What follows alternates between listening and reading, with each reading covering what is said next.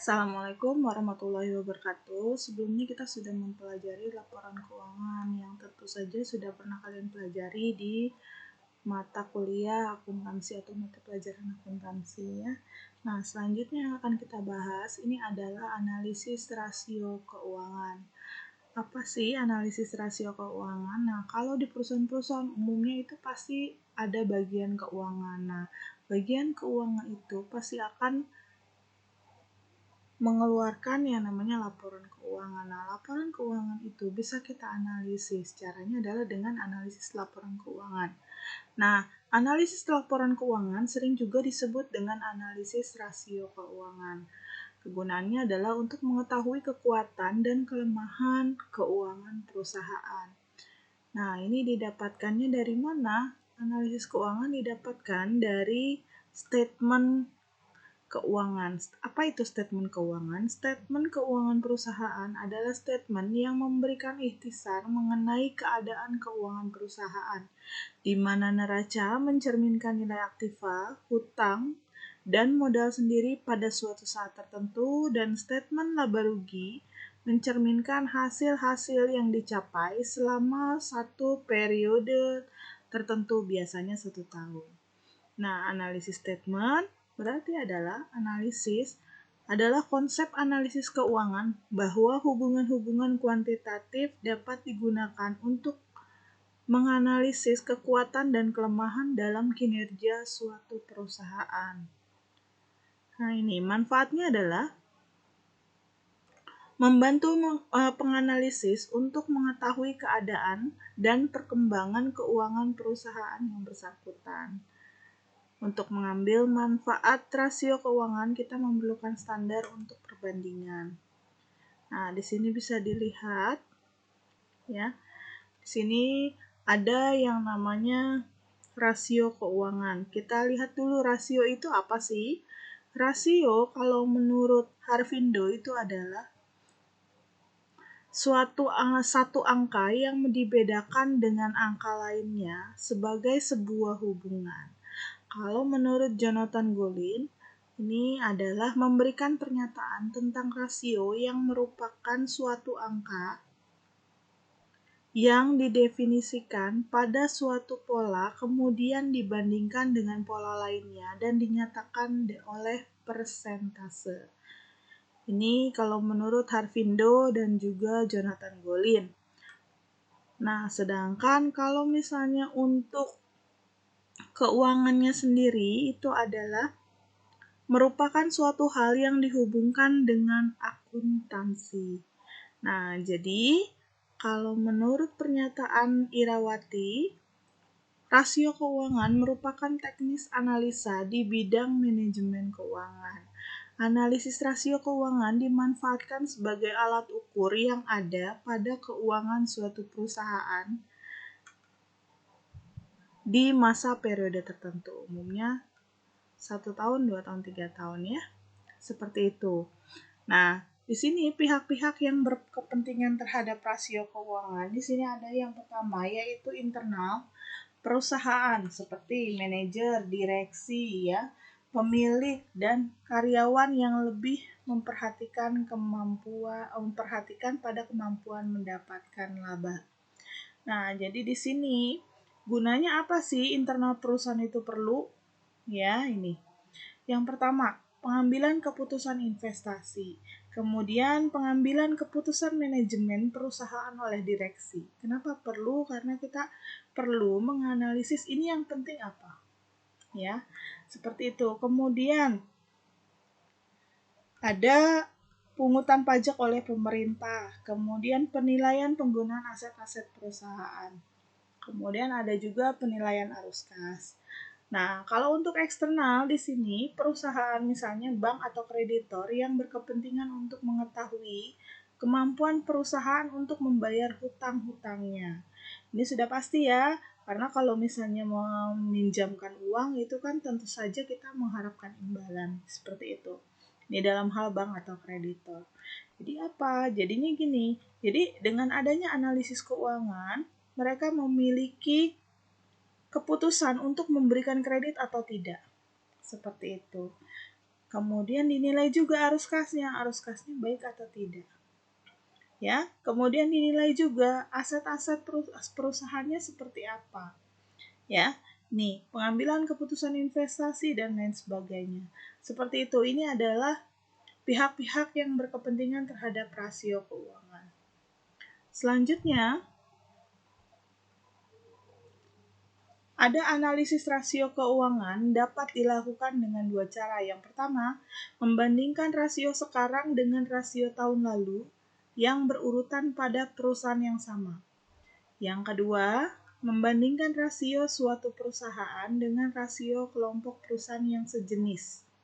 Jadi, dia per poin pertama di sini, ini rasio keuangannya dapat dilakukan dengan cara yang pertama, yaitu membandingkan. Misalnya, kita bekerja di perusahaan A, kita akan membuat rasio keuangan di tahun 2018 ya dan 2019. Nah, di situ.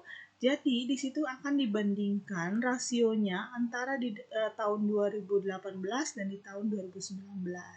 Apakah menurun atau naik? Seperti itu. Kemudian ada yang kedua, membandingkan rasio suatu perusahaan dengan rasio kelompok perusahaan yang sejenis.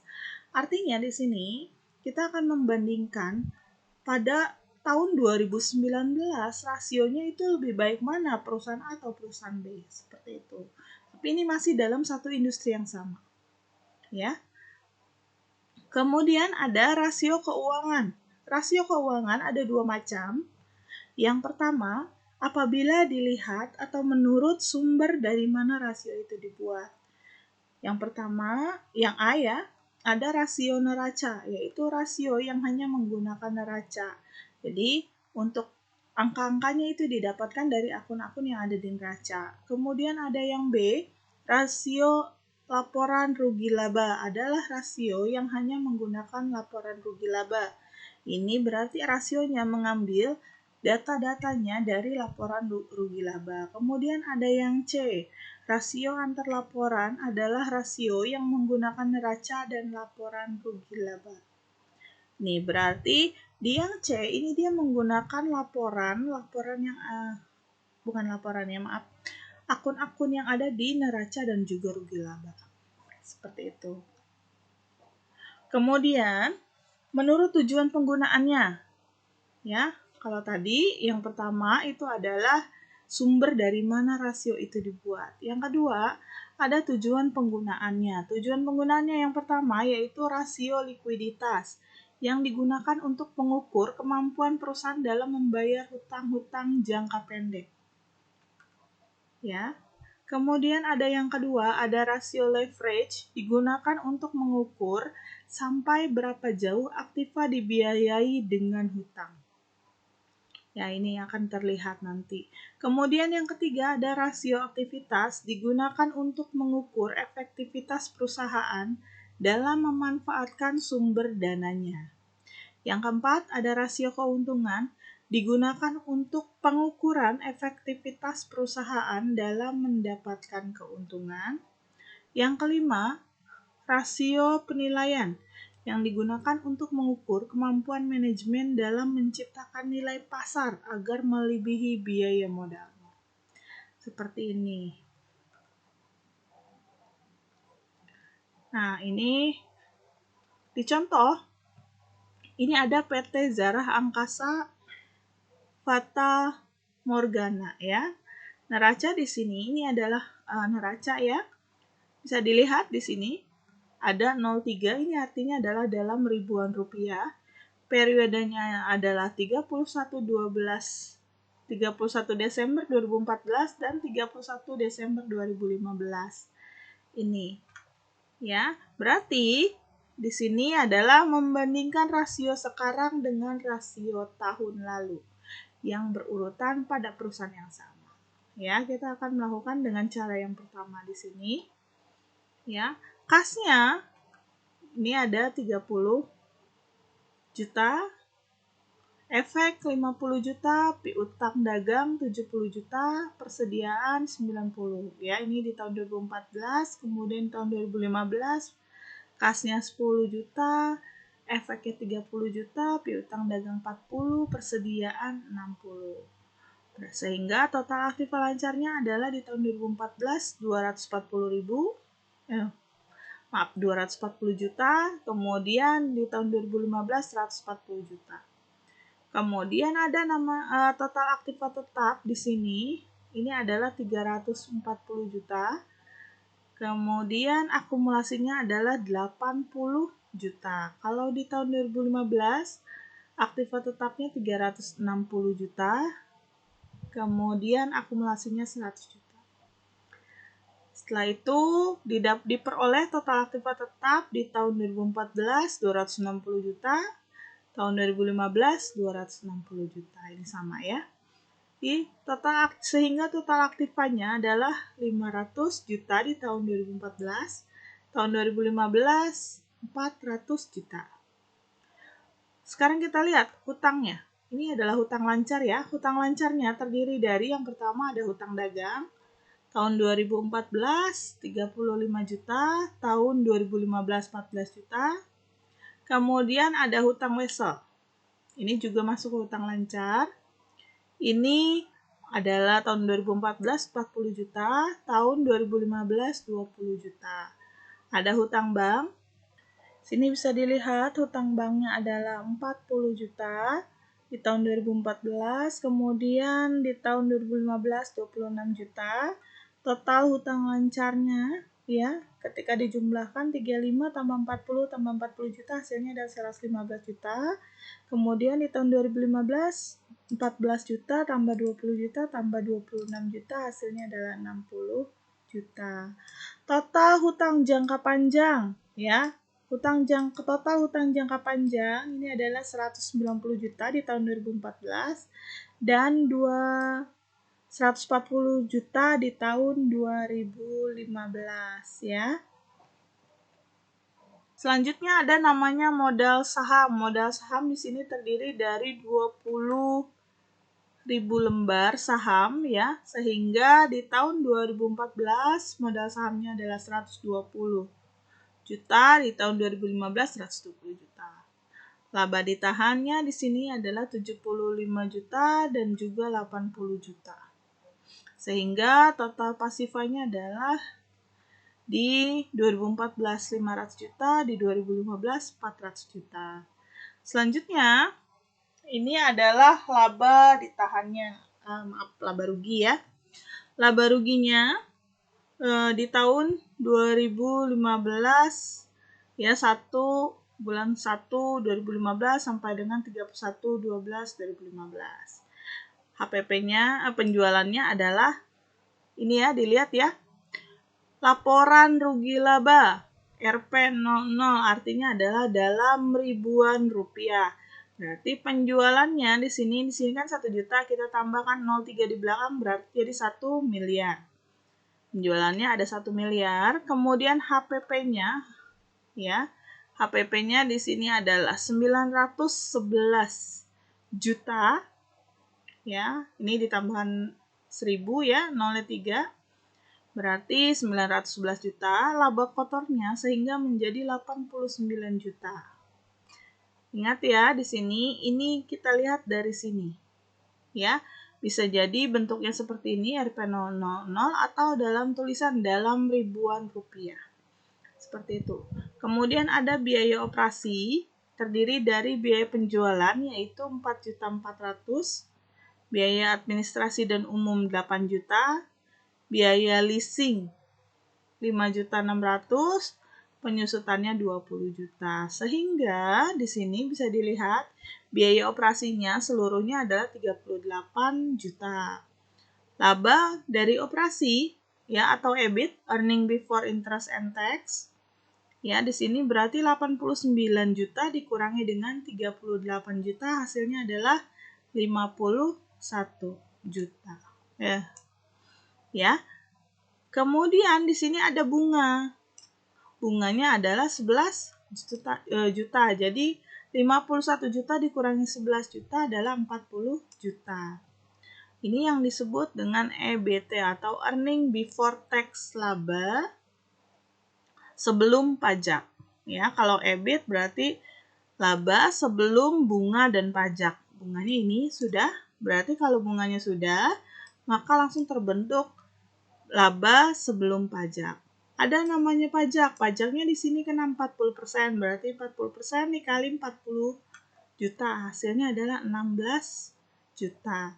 Sehingga setelah dikurangi pajak, ya didapatkanlah di sini EAT atau earning after tax atau laba setelah pajaknya adalah 24 juta. Seperti ini. Ya, selanjutnya kita masuk ke rasio. Yang pertama ada rasio likuiditas. Ya. Rasio likuiditas di sini adalah kemampuan perusahaan membayar hutang-hutangnya yang akan jatuh tempo. Jadi di sini ini artinya ya dia adalah bagaimana kelancaran atau kemampuan perusahaan membayar hutang-hutang jangka pendeknya. Ya, yang jatuh tempo ini. Hutang-hutang lancar artinya. Yang pertama ada yang namanya current ratio. Ya, atau rasio lancar.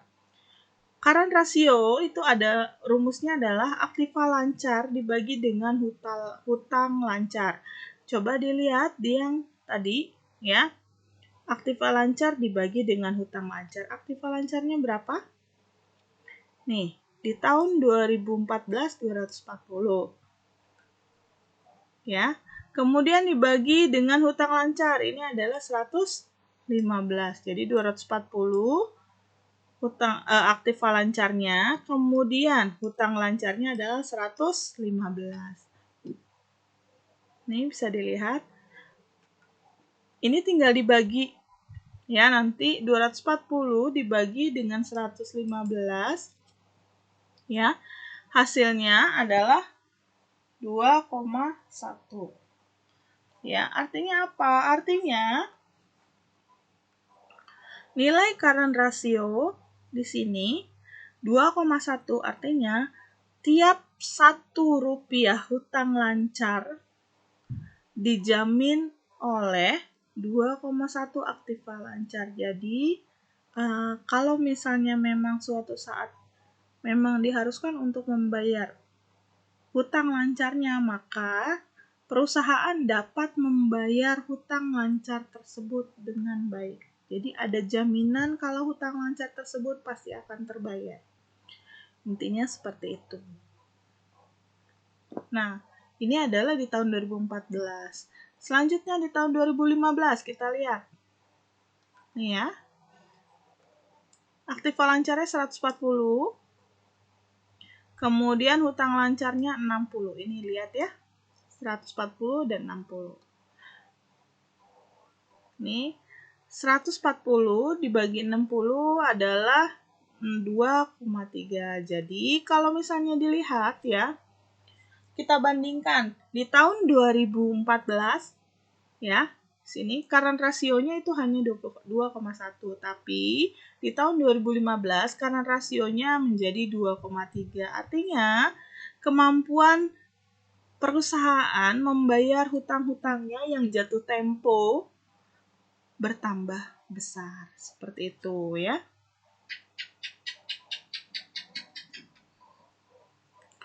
Jadi, current ratio itu adalah rasio yang paling umum dipakai untuk menganalisis posisi modal kerja perusahaan yang dengan membandingkan aktiva lancar dan juga hutang lancar ya.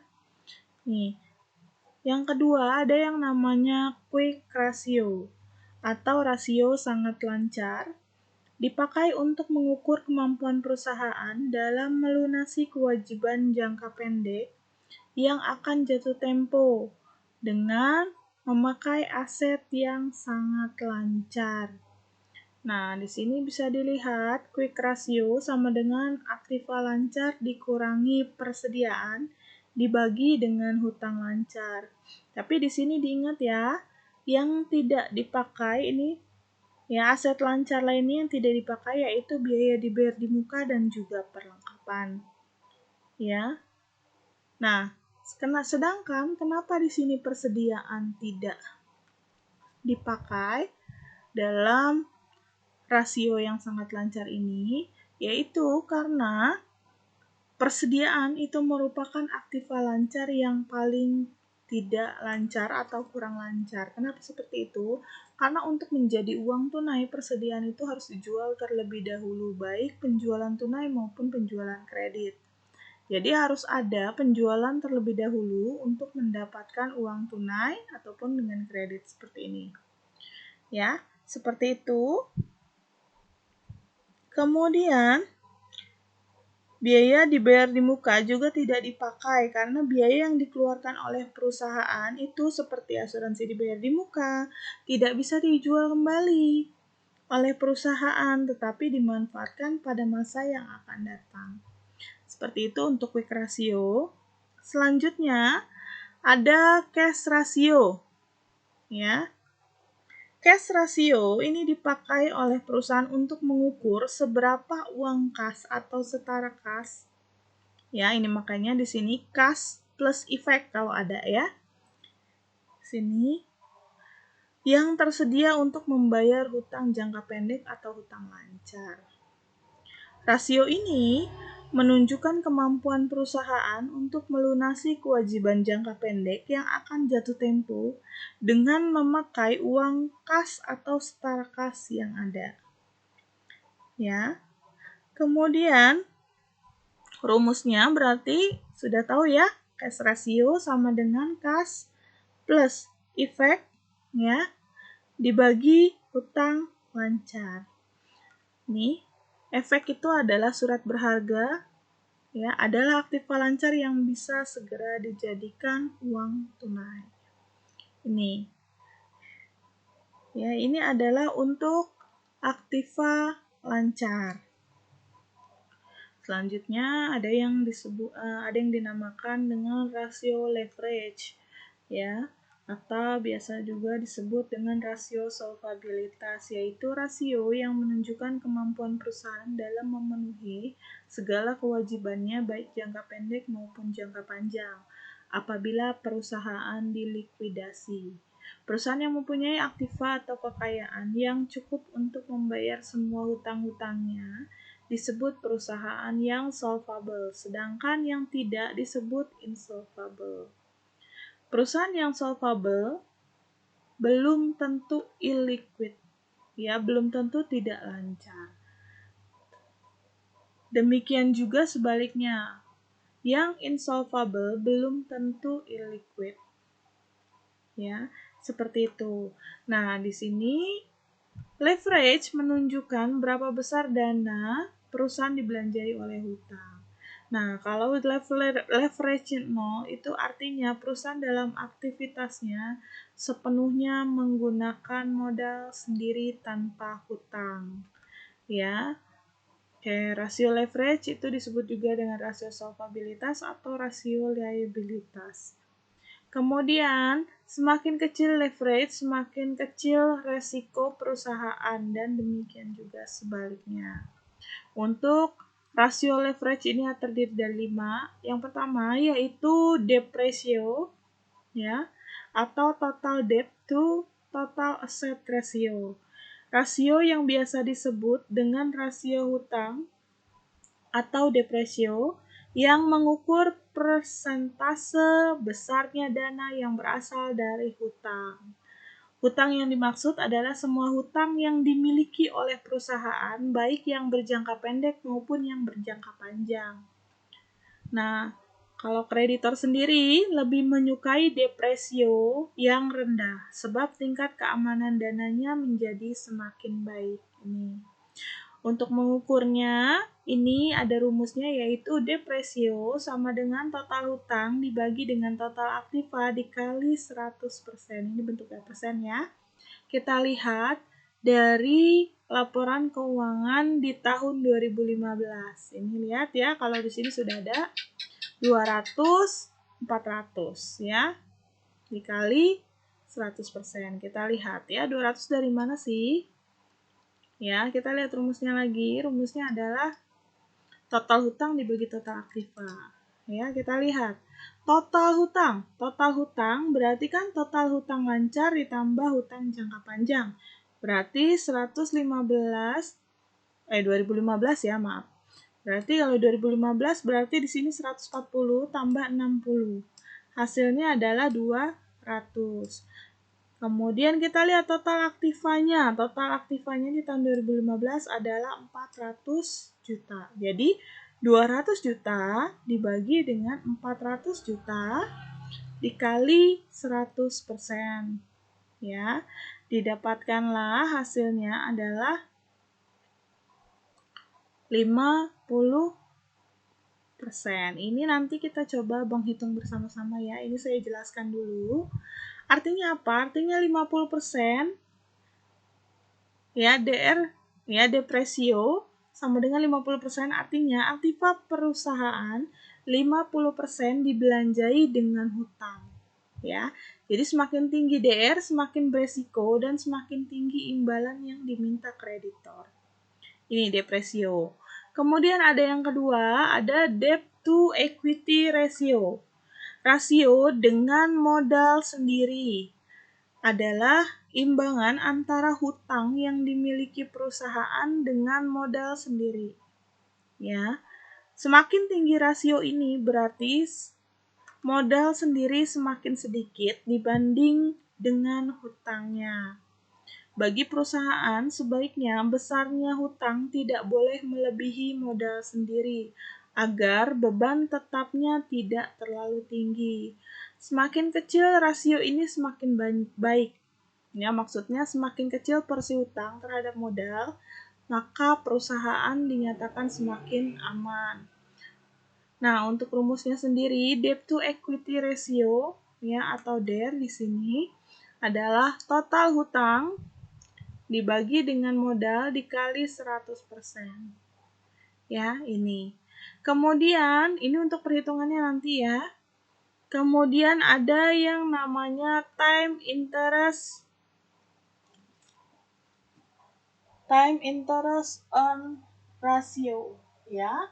Di sini atau biasa juga disebut dengan coverage ratio, menunjukkan kemampuan laba perusahaan dalam membayar biaya bunga. Semakin tinggi nilainya semakin baik, semakin rendah nilainya maka akan semakin buruk. Kemudian ada fixed, rumusnya sendiri, coverage ratio itu adalah EBIT ya, atau laba kotor dibagi dengan beban bunga. Ya. Kemudian ada yang keempat, fixed charge coverage ratio ya. Nah, di sini menunjukkan kemampuan laba perusahaan dalam membayar biaya tetapnya seperti bunga, angsuran hutang, sewa dan lainnya. Semakin tinggi nilainya semakin baik, semakin rendah nilainya semakin buruk. Kemudian ada yang kelima, debt service ratio ya. Nah, debt service ratio ini menunjukkan kemampuan laba perusahaan dalam membayar biaya-biaya tetapnya seperti bunga, angsuran, hutang, sewa, dan lainnya apabila ada pembayaran pajak. Semakin tinggi nilainya semakin baik, semakin rendah nilainya semakin buruk. Ya, kebalik dengan yang tadi ya. Kalau yang ini, kenapa di sini bisa dilihat untuk rumusnya sendiri adalah EBIT ya, atau laba kotor dibagi dengan bunga ditambah sewa ditambah angsuran pokok pinjaman, ini kalau punya pinjaman ya, dibagi dengan 1 dikurangi tarif pajak. 1 ini adalah konstanta, jadi tidak bilangan konstan ya, jadi tidak bisa diganti ya. Kemudian tarif pajak di sini dalam bentuk desimal ya, berarti kalau 40% berarti ada 0,4 seperti itu ya. Ini adalah untuk rasio leverage.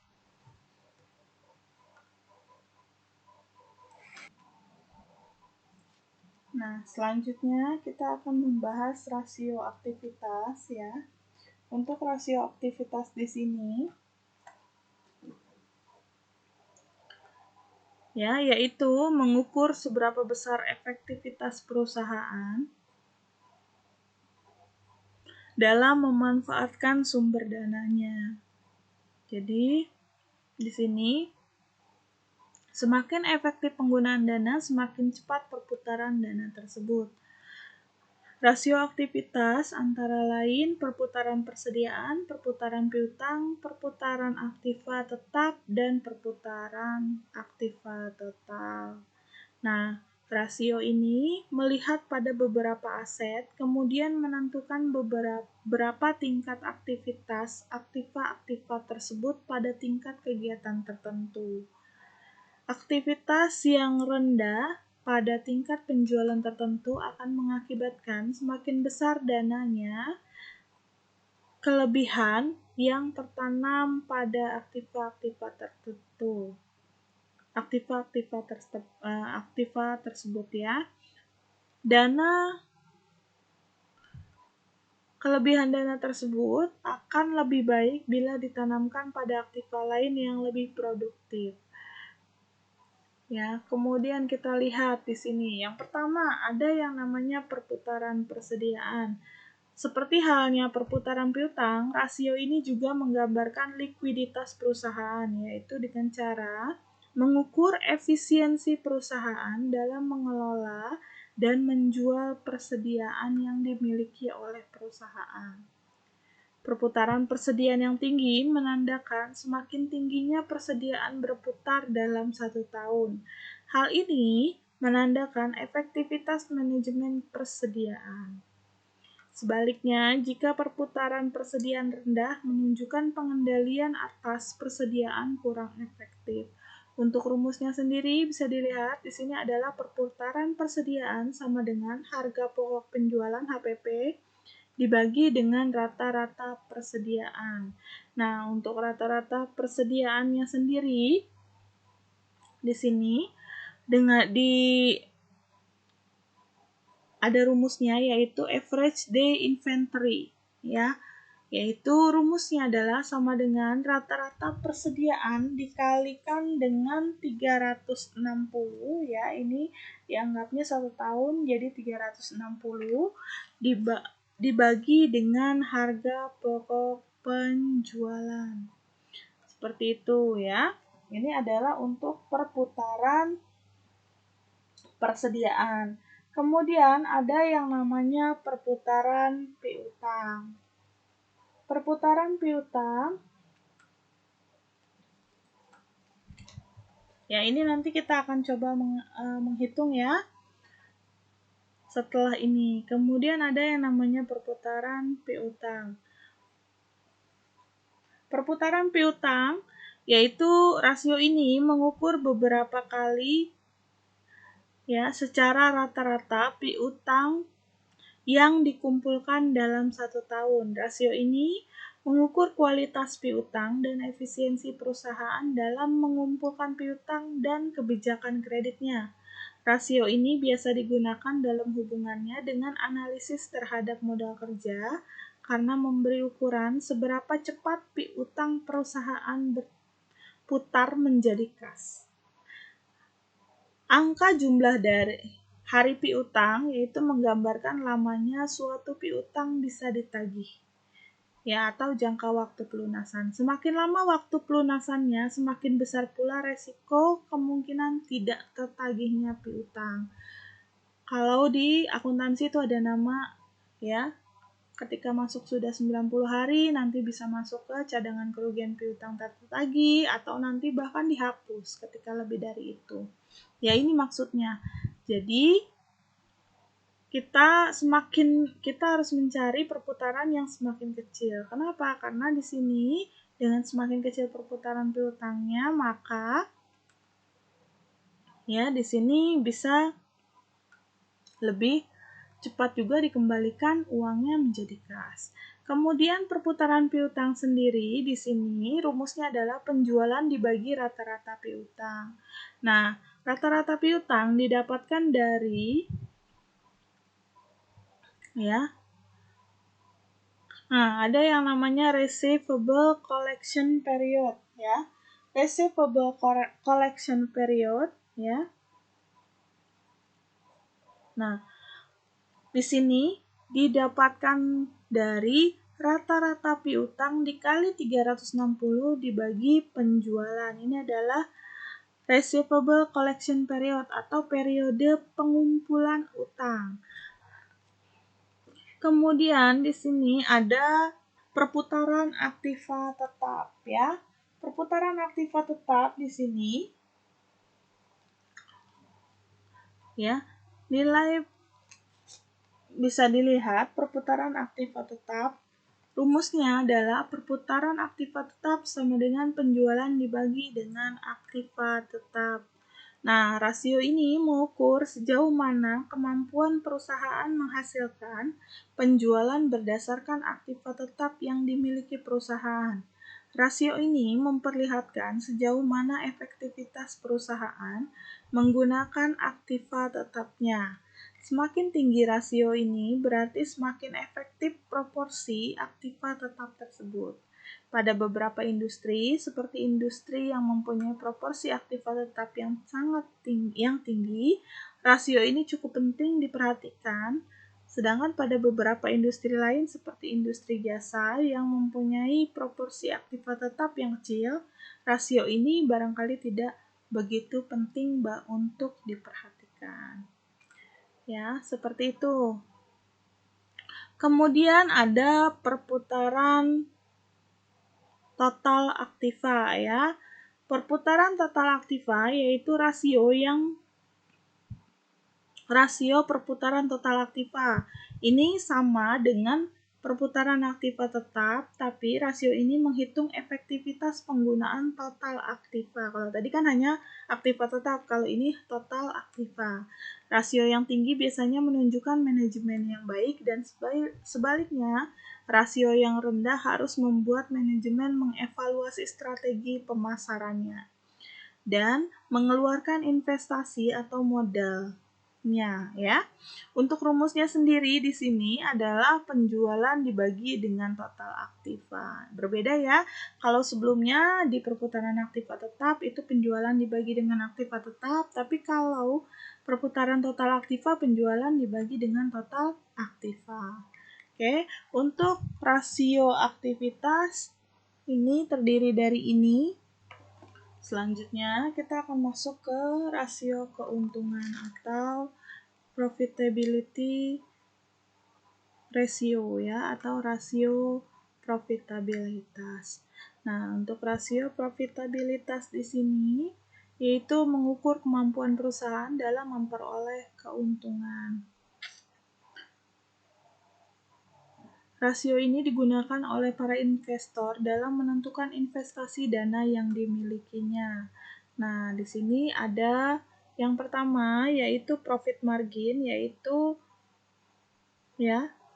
Di sini untuk profit margin terdiri dari 3. Yang pertama yaitu gross profit margin, yang kedua ada net profit margin dan ada profit margin. Untuk profit margin di sini ya adalah rasio ini menghitung sejauh mana kemampuan perusahaan menghasilkan laba bersih pada tingkat penjualan tertentu. Rasio ini bisa dilihat langsung pada analisis common size untuk laporan rugi laba ya, atau baris paling akhir. Rasio ini bisa diinterpretasikan juga sebagai kemampuan perusahaan menekan biaya-biaya. Ukuran efisiensi di perusahaan pada periode tertentu. Nah, ini profit margin yaitu dihitung dengan ya EBIT dibagi penjualan dikali 100%. Ini adalah rumus dari profit margin. Selanjutnya ada namanya gross profit margin. Untuk gross profit margin ini merupakan perbandingan antara laba kotor yang diperoleh perusahaan dengan tingkat penjualan yang dicapai pada periode yang sama. Rasio ini mencerminkan atau menggambarkan laba kotor yang dapat dicapai setiap rupiah penjualan. Ini adalah semakin besar rasionya berarti semakin baik kondisi keuangan perusahaan. Ini. Nah, untuk rumusnya sendiri adalah gross profit margin sama dengan laba kotor Ini dibagi dengan penjualan dikali dengan 100%. Nah, ini rasio ini, gross profit margin, menunjukkan kemampuan perusahaan menghasilkan laba yang akan menutupi biaya-biaya tetap atau biaya operasi lainnya. Yang ketiga ada net profit margin, ya, di sini. Net profit margin atau margin laba bersih digunakan untuk mengukur rupiah laba bersih yang dihasilkan oleh setiap 1 rupiah penjualan dan mengukur seluruh efisiensi baik produksi, administrasi, pemasaran, pendanaan, penentuan harga, maupun manajemen pajak. Semakin tinggi rasionya, ini ya, semakin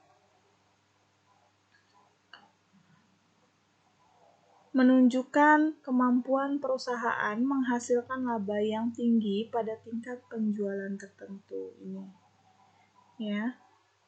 Tapi jika rasionya rendah menunjukkan penjualan yang terlalu rendah untuk tingkat biaya tertentu.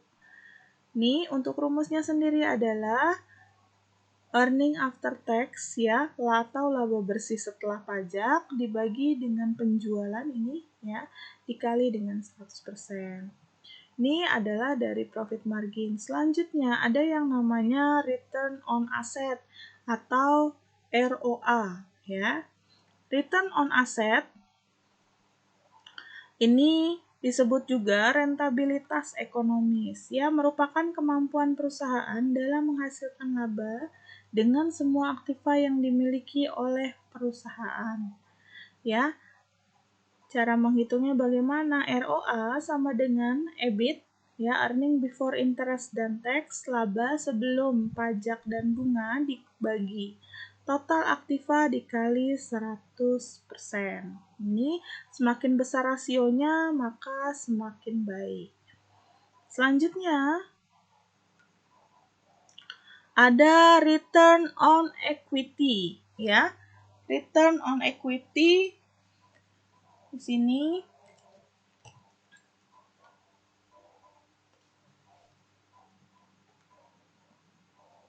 ya, ada return on equity. Untuk rumusnya sendiri untuk return on equity itu adalah EAT atau earning after tax dibagi dengan modal sendiri dikalikan dengan 100%. Untuk return on equity ini adalah rasio yang mengukur kemampuan equity atau modal untuk menghasilkan pendapatan bersih. Selanjutnya ada nomor 4 yaitu return on investment, yaitu rasio untuk mengukur kemampuan modal yang diinvestasikan dalam keseluruhan aktiva untuk menghasilkan pendapatan bersih. Nah, rumusnya sendiri di sini adalah EAT ya, earning after tax dibagi dengan investasi dikali dengan 100%. Ya. Ini adalah return on investment ya. Jadi kemudian ada yang nomor 5 yaitu earning per share ya. Earning per share di sini rumusnya adalah EAT masih sama, earning after tax, dibagi dengan jumlah lembar saham yang dimiliki oleh perusahaan tersebut dikalikan dengan 100%. Earning per share itu adalah laba per saham ya. Ini seperti ini untuk earning per share, ini adalah rasio profitabilitasnya. Selanjutnya ada rasio penilaian. Rasio penilaian merupakan suatu rasio untuk mengukur kemampuan perusahaan dalam menciptakan nilai pada masyarakat atau investor atau para calon pemegang saham atau para pemegang saham. Nah, rasio ini memberi informasi seberapa besar masyarakat menghargai perusahaan, sehingga mereka mau membeli saham perusahaan dengan harga yang lebih tinggi dibandingkan dengan nilai buku saham. Nah, untuk rasio ini sendiri terdiri dari yang pertama ada price earning ratio, ya. Di sini adalah mengukur seberapa besar perbandingan antara harga saham perusahaan dengan keuntungan yang diperoleh oleh pemegang saham. Nah, di sini kalau menurut Trivino, price earning ratio atau PER, ya, di sini PER yang digunakan untuk menghitung tingkat pengembalian adalah rasio yang digunakan untuk menghitung tingkat pengembalian modal yang diinvestasikan pada suatu saham atau menghitung kemampuan suatu saham dalam menghasilkan laba. Ini ya. Nah, di sini price earning ratio merupakan suatu ukuran murah atau mahalnya suatu saham. Karena ada saham yang nilai jualnya itu di atas dari nilai buku atau ada yang di bawah, ya. Seperti itu.